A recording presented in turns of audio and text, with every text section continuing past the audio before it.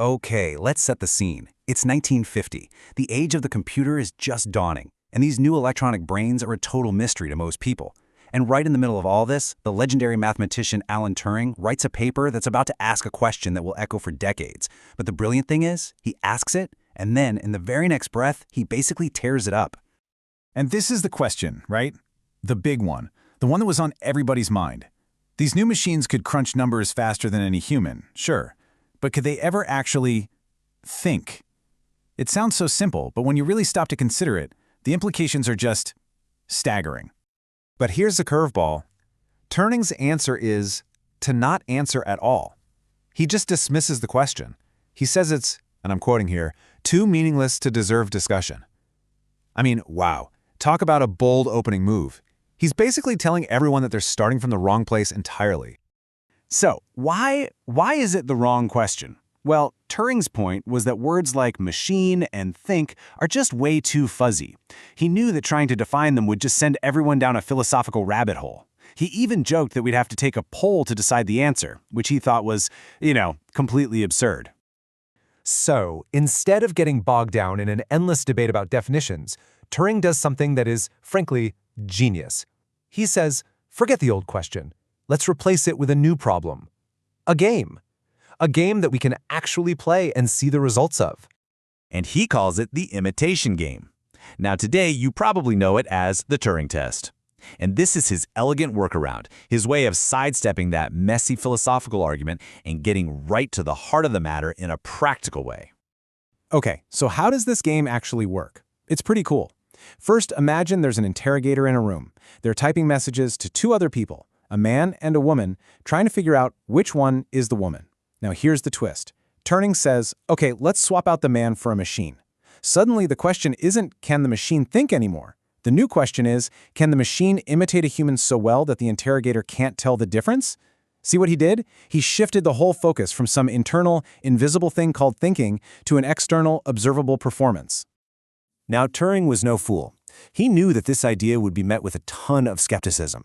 So a huge chunk of his paper is actually dedicated to him playing devil's advocate. He methodically lays out all the potential arguments against machine intelligence just so he can knock them down one by one. And he really covers all the bases. He anticipated everything. You had the theological argument, that thinking is tied to a human soul. Then there was the argument from consciousness, that a machine can't feel anything. And of course the big technical ones, like that machines can't be creative, can't learn, can't even make a mistake. He saw all of it coming.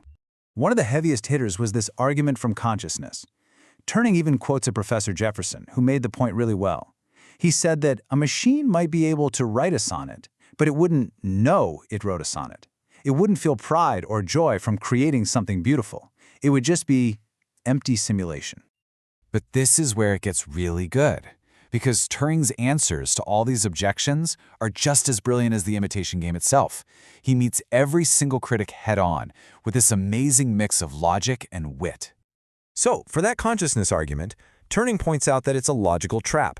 Think about it. The only way to be 100% sure that a machine is thinking is to be the machine. But hey, by that same logic, the only way I can be sure that you're thinking is to be you. It's a dead end. So he says, in our daily lives, we just operate on the polite convention that everyone thinks, and we should be willing to extend that same practical standard to machines. And then there was the famous objection from Ada Lovelace, that a machine can't be original, it can only do what we tell it to. I love Turing's response here. It's so direct, so personal. He just says, machines take me by surprise with great frequency. It's such a simple, perfect comeback. And that's not just a clever line. It gets at a much deeper point. He's arguing that what we call originality isn't some kind of magic that pops out of nowhere. It's usually just the result of ideas we've learned growing in new and unexpected ways. And that process, he argued, is something a machine could absolutely be programmed to do. Okay, so after defending the possibility of a thinking machine, Turing then shifts gears to talk about the how. How could we actually build one? And this is where he gets truly visionary. He lays out two possible paths. You could try to program an adult human mind with all of its knowledge, its biases, its experiences, an unbelievably massive task. Or you could try something different. You could program a mind that starts out like a child's, and then you teach it. And this is his concept of the child machine. The idea is you start with a simple program with, as he put it, lots of blank sheets, and then you let it learn and grow through education and experience, just like a human kid. I mean, this is the fundamental idea of machine learning decades before it was a common term. It's just incredible. And just when you think he's finished, Turing caps the whole paper off with something incredibly audacious. He doesn't just theorize. He makes a specific, concrete, measurable prediction about the future of his own test. 70%. That's the number he puts out there, just 70%. What in the world does that mean? Well, here's what it meant. He predicted that an average person, after 5 minutes of questioning, would have no better than a 70% chance of guessing correctly which was the machine. To put it another way, he was saying the machine would successfully fool the human judge at least 30% of the time. This wasn't just a vague hope, it was a clear, testable benchmark. And he put a deadline on it. Writing this in 1950, he predicted this would happen within 50 years. He set the target for the year 2000. The sheer scope of that vision, to look half a century into the future and put a number and a date on it, it's just mind-boggling. So in the end, Turing's paper did so much more than just invent a test.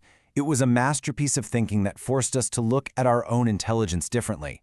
He took this huge, unanswerable question and cleverly replaced it with a practical game. And now, all these years later, as our machines get closer and closer to passing his test, we're left right back where we started, facing that original question. But this time, it's so much more real, so much more urgent. If a machine's behavior is indistinguishable from ours, what then does it really mean to think?